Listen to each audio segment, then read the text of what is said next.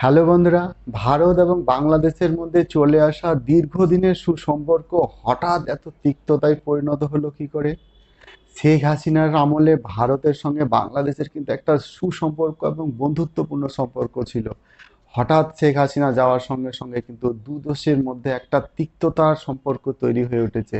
এমনকি দু দেশের মধ্যে সোশ্যাল মিডিয়া ফলো করলে এমন একটা পরিস্থিতি তৈরি হয়েছে যেন দু দেশের মধ্যে এই যুদ্ধ শুরু হলে বলে।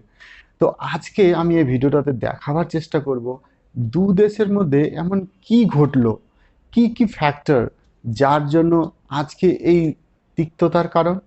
তো চলুন বন্ধুরা, ভিডিওটা একদম শেষ পর্যন্ত দেখবেন। আমি যে কটা কারণ এখানে আলোচনা করলাম সেই কটা কারণের সঙ্গে যদি আপনারা সহমত হন তাহলে অবশ্যই এই ভিডিওটা লাইক করে দেবেন। আর যদি কোনো মতামত থাকে অবশ্যই শেষের দিকে জানিয়ে দেবেন। তো বন্ধুরা, ভিডিওটা একদম শেষ পর্যন্ত অবশ্যই দেখবেন। আর চ্যানেলে যদি নতুন হন এবং চ্যানেলটা যদি সাবস্ক্রাইব করা না থাকে তাহলে প্লিজ বন্ধুরা চ্যানেলটা অবশ্যই সাবস্ক্রাইব করে দেবেন। প্রথম যে কারণটা আমি বলবো সেটা হচ্ছে ভারত সরকার শেখ হাসিনাকে ভারতে আশ্রয় দিয়ে বাংলাদেশের সঙ্গে কিন্তু একটা শত্রুতার সম্পর্ক তৈরি করে ফেলেছে। 5ই আগস্ট বাংলাদেশে যে ছাত্রদের যে গণ আন্দোলন এবং গণ আন্দোলনের যে চাপ, সেই চাপ সহ্য করতে না পেরে শেখ হাসিনা যখন বাংলাদেশ থেকে ভারতে পালিয়ে আসে তখন কিন্তু ভারত সরকার এই শেখ হাসিনাকে আশ্রয় দেয়। এবং এর পাশাপাশি আমরা দেখেছি 8ই আগস্ট কি হয়েছে, মোহাম্মদ ইউনূস কিন্তু অন্তর্বর্তী সরকারের প্রধান হয়েছেন। এবং এর পাশাপাশি আরও যে কয়েকটা জিনিস ঘটেছে সেটা হচ্ছে খালেদা জিয়া, যিনি বিভিন্ন অপরাধের জন্য বাংলাদেশে জেলে বন্দী ছিলেন, তাকে কিন্তু মুক্তি দেওয়া হয়েছে। মুক্তি দিয়েছেন সেই দেশেরই প্রেসিডেন্ট মোহাম্মদ সাহাবুদ্দিন। আর এই থেকেই কিন্তু বাংলাদেশে একটা ভারত বিরোধী মনোভাব তৈরি হয়েছে। বাংলাদেশের কিন্তু অন্তর্বর্তী সরকার বারবার ভারতকে চাপ দিয়ে আসছেন যে শেখ হাসিনাকে তাদের কাছে হ্যান্ড ওভার করা হোক, কিন্তু ভারত সরকার সেটা টোটালি ডিনাই করছেন। দ্বিতীয় যে কারণ সেটা হচ্ছে কিন্তু বাংলাদেশের সঙ্গে ভারতের জল বন্টনের যে একটা সমস্যা, সেই সমস্যার পরিপ্রেক্ষিতে কিন্তু ভারত এবং বাংলাদেশের মধ্যে সম্পর্কের এই অবনতি। গঙ্গা নদীর সঙ্গে 1996 সালে ভারতের সঙ্গে বাংলাদেশের একটা চুক্তি স্থাপন হয় এবং সেই চুক্তিতে কিন্তু ফারাক্কা ব্যারেজ থেকে কিন্তু বাংলাদেশকে পর্যাপ্ত পরিমাণ জল দেওয়া হয়। আর অন্যদিকে বাংলাদেশের দাবি তিস্তা নদী থেকে তাদের 50% জল সরবরাহ করতে হবে যখন জলের সংকট হবে বাংলাদেশে। আর বিভিন্ন কারণে ভারত সরকার কিন্তু বাংলাদেশের সঙ্গে এই চুক্তি করে উঠতে পারেনি, কারণ ওয়েস্ট বেঙ্গলের চিফ মিনিস্টার এর বারবার বিরোধিতা করার জন্য কিন্তু ভারত সরকার বাংলাদেশের সঙ্গে এই চুক্তি করে উঠতে পারেনি। এর ফলে বাংলাদেশের যে উত্তরের যে জেলাগুলো আছে সেগুলা কিন্তু চরম জল সংকটে পড়ে। বিশেষ করে সেখানে সবটাই এই তিস্তা নদীর জলের উপর নির্ভর করে কৃষি কাজ হয়ে থাকে। কিছুদিন আগে আপনারা এই খবরটা শুনে থাকবেন যে যখন প্রচণ্ড বৃষ্টি হয়, বন্যা হয়, তখন কিন্তু তিস্তা নদীর জল সম্পূর্ণ ছাড়া হয়েছিল সেই বাংলাদেশের উপরে এবং বাংলাদেশের অনেকগুলো জেলা কিন্তু বন্যায় কবলিত হয়েছিল। সেই সময় বাংলাদেশের একটা অভিযোগ ছিল যে সম্পূর্ণটাই হচ্ছে ভারতের চক্রান্ত। তৃতীয় যে কারণটা বলবো সেটা হচ্ছে গণমাধ্যম এবং সোশ্যাল মিডিয়া। আমরা সবাই জানি যে আমাদের ভারতের একটা গণমাধ্যম আছে এবং বাংলাদেশের, এবং সোশ্যাল মিডিয়া দুই দেশেই আমরা ফলো করি। বাংলাদেশের অভিযোগ ভারতের মিডিয়া বাংলাদেশের উপরে যে হিন্দুদের উপর যে অত্যাচার হচ্ছে তা ভারতের মিডিয়া কি করছে সেটাকে বাড়িয়ে দেখাবার চেষ্টা করছে এবং সারা বিশ্বে বাংলাদেশের বদনাম করার চেষ্টা করছে।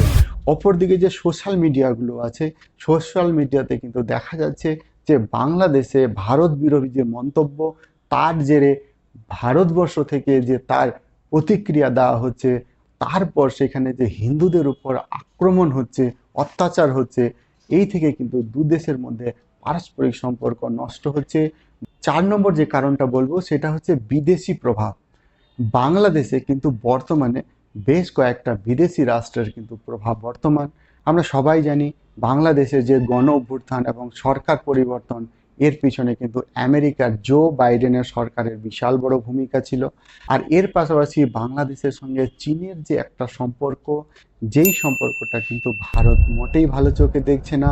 অপরদিকে পাকিস্তান কিন্তু বাংলাদেশকে পুরো সাপোর্ট করে যাচ্ছে এই ভারত বিরোধী কার্যকলাপ চালাবার জন্য।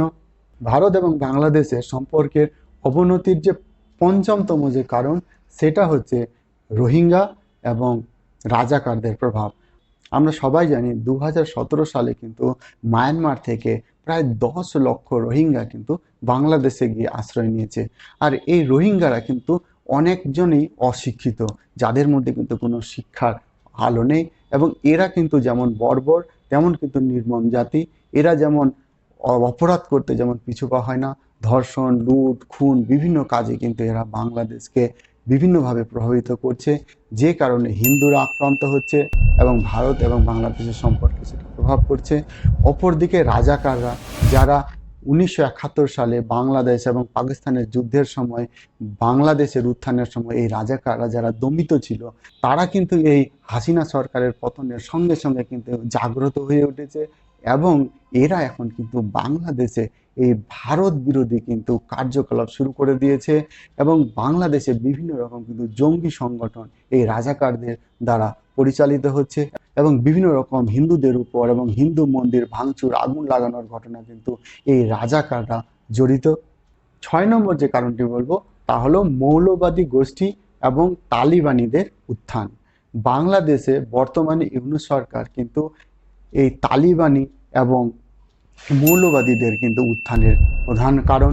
তিনি কিন্তু এদেরকে দমন করতে ব্যর্থ হয়েছে, যে কারণে এই তালিবানি এবং মৌলবাদীদের উত্থানে বাংলাদেশে কিন্তু হিন্দুদের উপর এই অত্যাচার বেড়ে চলেছে, যে কারণে দুদেশের মধ্যে সম্পর্ক কিন্তু খারাপ হতে চলেছে।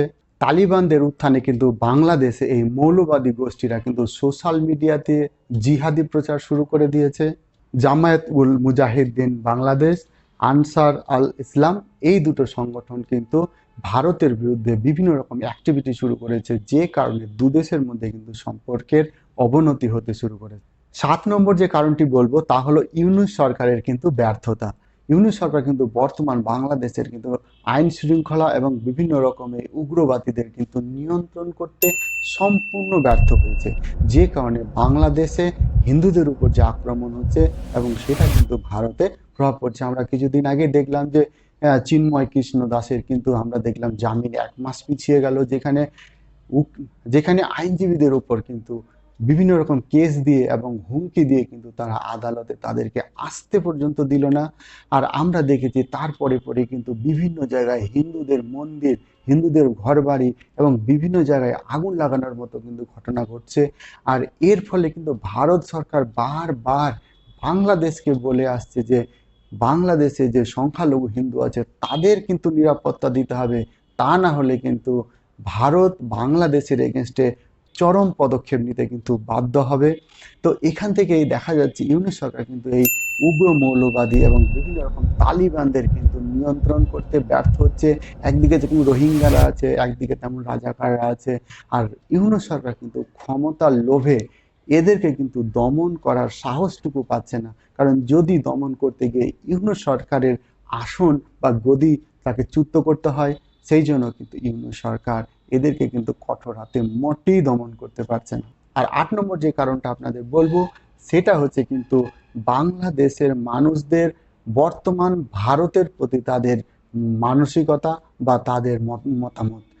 বাংলাদেশের কিন্তু অনেকেই এখন মনে করে যে ভারত কোনোদিনও বাংলাদেশের বন্ধু ছিল না। ভারত বরাবরই বাংলাদেশের অভ্যন্তরীণ ব্যাপারে হস্তক্ষেপ করে গেছে। ভারত অজান্তে বাংলাদেশকে শাসন করে গেছে, লুট করে গেছে, এরকম মন্তব্য কিন্তু তারা ভারতের বিরুদ্ধে করে আসছে। এবং এরকম কিন্তু একটা জনমত বাংলাদেশে তৈরি হয়েছে যে ভারত যদি এখন বাংলাদেশের এগেনস্টে কোনো রকম ব্যবস্থা নেয়, বাংলাদেশ তাতে কিন্তু ডোন্ট কেয়ার, তাদের কিচ্ছু যায় আসে না, কারণ তাদের উপরে আছে চীন, তাদের উপরে আছে পাকিস্তান, এবং আমেরিকা ছিল কিন্তু আর নেই, কারণ আমরা জানি সেখানে কিন্তু সরকার পরিবর্তন হতে চলেছে। এদের ওপর কিন্তু ভর করে তারা কিন্তু সম্পূর্ণ এখন ভারত বিরোধী কার্যকলাপ শুরু করে দিয়েছে। আর 9 নম্বর যে কারণটা হলো সেটা হলো অশিক্ষা এবং মাদ্রাসা শিক্ষা, এই কারণগুলোর জন্য কিন্তু ভারত এবং বাংলাদেশের সম্পর্কের অবনতি হচ্ছে। বাংলাদেশে যদিও সাক্ষরতার হার কিন্তু 67% হলেও উচ্চশিক্ষায় কিন্তু তাদের শিক্ষার হার কিন্তু মাত্র 17%। আর যে কারণে তাদের কিন্তু মাথায় এখনও এই জিনিসটা পৌঁছায়নি যে ভারতের সঙ্গে বিরোধিতা করলে তাদের ভবিষ্যতে কি হতে পারে, যে কারণে তারা ভারতকেও কোনো তোয়াক্কা করে না এবং ভবিষ্যতে কি হবে সেই বোধটুকু নেই তাদের, যে মগজ ধোলায়। এবং তারা বর্তমানে যে আন্দোলনের মধ্যে দিয়ে যাচ্ছে, তারা যে একটা জোশের মধ্যে দিয়ে যাচ্ছে, সেটা কিন্তু তাদেরকে অন্ধ করে দিয়েছে, তাদের বিবেককে অন্ধ করে দিয়েছে, তাদের শিক্ষাকে অন্ধ করে দিয়েছে এবং তারা এখন মত্ত অবস্থায় ছুটে বেড়াচ্ছে। কিন্তু এর ফল তারা কিন্তু একদিন অবশ্যই পাবে। সেদিন বাংলাদেশ না খেতে পেয়ে মারা যাবে, সেই দিন কিন্তু তারা বুঝবে ভারতের সঙ্গে সম্পর্ক খারাপ করার পরিণতিটা কি হতে পারে। আর সবার শেষে আরও কিছু কারণ বলবো, যে কারণগুলো কিন্তু এই ভারত এবং বাংলাদেশের সম্পর্ককে অবনতি করার জন্য দায়ী। যেমন একটা হচ্ছে সমুদ্রে যে মৎস্যজীবীদের মধ্যে যে মাছ ধরা নিয়ে যে মাঝে মাঝে গন্ডগোল হয়। আবার একদিকে আছে ভারত, এই বর্ডারে যে সিকিউরিটি ফোর্স আছে, অনেক সময় বাংলাদেশের অনুপ্রবেশকারীরা কিন্তু ভারতের বিএসএফের হাতে অনেক সময় গুলিবিদ্ধ হয়ে মারাও গেছে, এটাও তাদের অসন্তোষের কারণ। এর পাশাপাশি বাণিজ্য ক্ষেত্রেও কিন্তু বাংলাদেশ ভারতের এগেনস্টে কিন্তু অনেক অভিযোগ তারা পোষণ করছে। এর পাশাপাশি আরও অনেক কিছু আছে যেগুলো কিন্তু সার্বিকভাবে এই ভারত এবং বাংলাদেশের সম্পর্ককে অবনতি করার জন্য দায়ী। তো বন্ধুরা, আশা করি এই ভিডিওটা আপনাদের ইনফরমেটিভ মনে হয়েছে এবং আমার সঙ্গে যদি আপনারা সম্পূর্ণ একমত হন তাহলে অবশ্যই ভিডিওটা লাইক করবেন। যদি আপনাদের অন্য কিছু আরও কারণ মনে হয় তাহলে অবশ্যই কমেন্ট করে জানাবেন। আর চ্যানেলটা যদি সাবস্ক্রাইব করে না থাকেন তাহলে অবশ্যই চ্যানেলটা সাবস্ক্রাইব করে দেবেন। ভালো থাকবেন। জয় হিন্দ।